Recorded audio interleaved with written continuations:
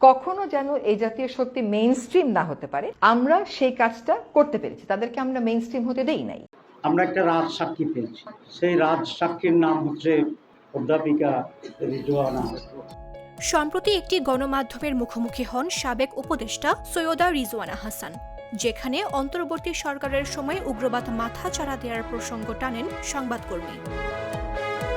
এরই প্রেক্ষিতে প্রশ্নের জবাবে সাবেক এ উপদেষ্টা কোনো দলের নাম না নিয়ে বলেন, তাদের রাজনীতির যে অংশ নারীবাদ, নারীর ক্ষমতায়ন ও নারীর সমান অংশগ্রহণের বিরুদ্ধে, কখনো যেন সেই শক্তি মেইনস্ট্রিম হতে না পারে।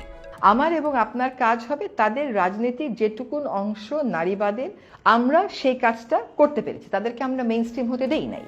এ নিয়ে সামাজিক যোগাযোগ মাধ্যমে নানা আলোচনা দেখা যাচ্ছে। এবার এই বিষয় নিয়ে মুখ খুলেছে জামাত।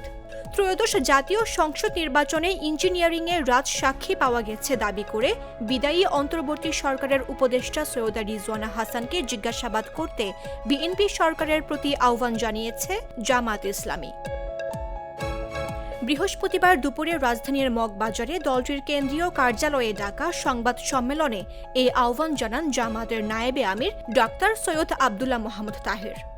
অন্তর্বর্তী সরকারের আরেক উপদেষ্টা ডক্টর খলিলুর রহমান লন্ডন ষড়যন্ত্রের প্রধান হোতা উল্লেখ করে তাকে অপসারণের পাশাপাশি ইলেকশন ইঞ্জিনিয়ারিংয়ের সঙ্গে জড়িতদের জিজ্ঞাসাবাদ করার দাবি তোলেন। তার ভাষা, নারীদের উপযুক্ত অধিকারকে নিশ্চিত করতে পারে নাই, তারা বিরোধী দলে থাকলেও আমরা কিন্তু তাদেরকে মূলধারা বা প্রধান শক্তি হিসাবে আমরা আসতে দিই। আমরা যে ইলেকশন ইঞ্জিনিয়ারের যে কথা আসছিল বা আসছে, সেটাকেই উনি নিজেই স্বীকার করে রাজসাক্ষী হয়েছে।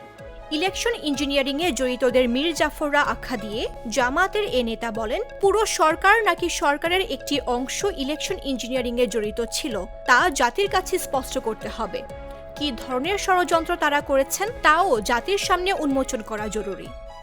আমরা এখন এটাকে জানতে চাই ওনার কাছে বা তত্ত্বাবধায়ক সরকারের কাছে এবং আজকের সরকারের কাছে, যে তারা তাদের যোগসাজশে কি ইঞ্জিনিয়ারিংয়ের মাধ্যমে বাংলাদেশ জামাত ইসলামীকে মূলধারা বা প্রধান দল হিসাবে মেজরিটি পেতে তারা বাধাগ্রস্ত করেছে এবং সেটাতে দেয়। এবং আমরা এটাও জানতে চাই মাননীয় সাবেক উপদেষ্টার কাছে যে ইঞ্জিনিয়ারিংয়ে ওনার সাথে আর কারা কারা জড়িত ছিল। এদিকে রিজওয়ানা হাসানের এ বক্তব্যের প্রতিবাদ ও নিন্দা জানিয়েছে জামাতের কেন্দ্রীয় নির্বাহী পরিষদের সদস্য ও ঢাকা 12 আসনের সংসদ সদস্য সাইফুল আলম খান মিলনও।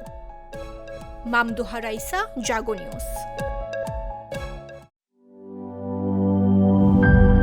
গ্লিটারের টুইন লেমন ও অ্যান্টিব্যাকটেরিয়াল ফর্মুলা বাসনকে চকচকে জীবাণুমুক্ত করে আমাদের দেয় গ্লিটার গ্যারান্টি।